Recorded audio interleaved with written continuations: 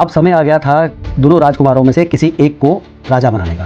तो उत्तानपद को राजा बना दिया गया। उसके बाद उत्तानपद ने 2 शादियां यानी कि 2 विवाह किए। एक का नाम था सुरुचि और एक का नाम था सुनीति।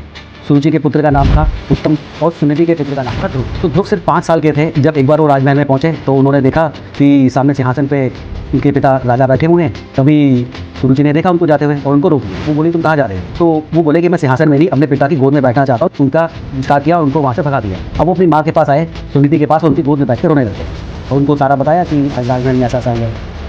सुनीति भी बहुत दुखी हुई।